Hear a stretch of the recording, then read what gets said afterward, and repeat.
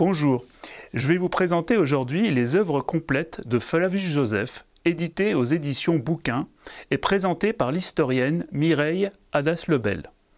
Ce livre contient 4 livres, La guerre des Juifs contre les Romains, Antiquité judaïque, une autobiographie de l'auteur et un écrit polémique intitulé Contre Appion. Alors qui est Flavius Josèphe ?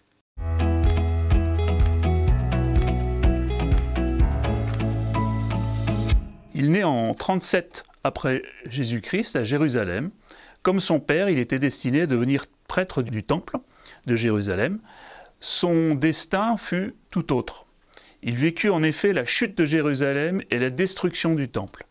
Il participa à la guerre contre les Romains, fut fait prisonnier, et bien qu'ennemi de Rome, il deviendra un proche de l'empereur Vespasien.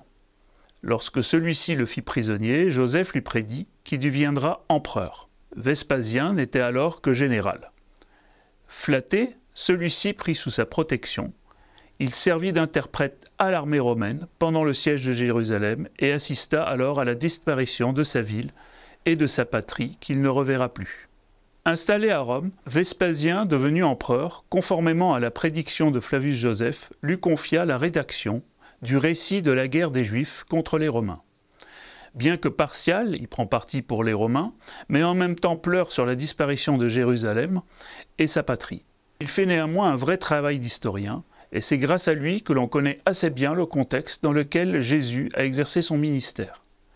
Son livre est d'ailleurs écrit au même moment que sont écrits les évangiles. Pour écrire ce premier livre, il eut accès aux archives militaires romaines et bien sûr ses souvenirs puisqu'il fut aussi acteur de cette guerre. C'est bien entendu une œuvre de propagande qui dans un premier temps fut écrite en araméen à l'attention des Juifs de Judée et de Galilée, destinée à décourager leur velléité de révolte. Puis, afin d'avoir une audience plus large, il le rédigea en grec. Malgré sa partialité, dont il ne se cache pas d'ailleurs, il en parle tout à fait honnêtement, je dirais, dans son introduction, il fait œuvre d'historien. Il a le souci de l'intelligibilité des événements et contextualise son propos. Sa pratique des livres bibliques l'amène aussi à essayer de chercher dans ces événements un sens à ces terribles catastrophes que subit son peuple. Malheur qu'il ne met pas sur le dos des Romains, mais sur les factieux juifs qu'il traite de tyrans, de criminels aveuglés par leur folie.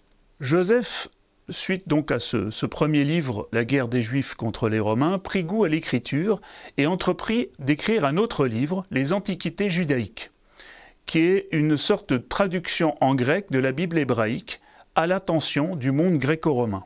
Il gomme d'ailleurs les passages qui auraient pu choquer le lecteur romain ou grec, tels que les unions illicites, les massacres injustifiés. Et lorsqu'il parle des miracles, il ajoute que chacun juge comme il lui plaira, ou reste libre de se faire une opinion.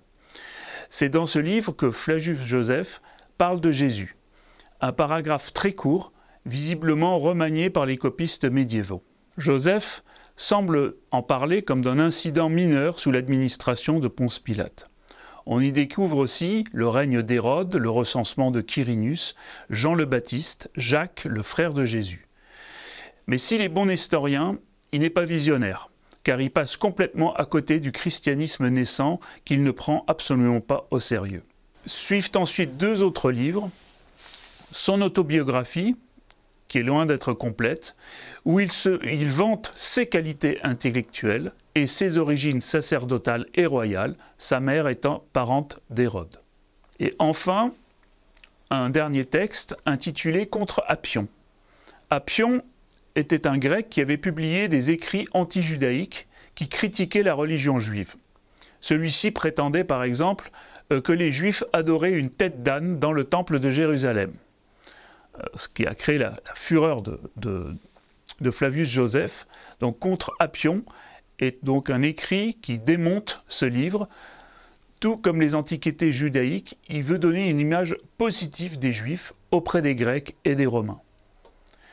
Cette édition des œuvres complètes de Flavius Josèphe nous permet d'avoir un aperçu du contexte politique et social dans lequel le christianisme est apparu. Ce texte nous permet de rentrer dans la pensée d'un juif érudit du 1er siècle, un contemporain de Paul et des évangélistes.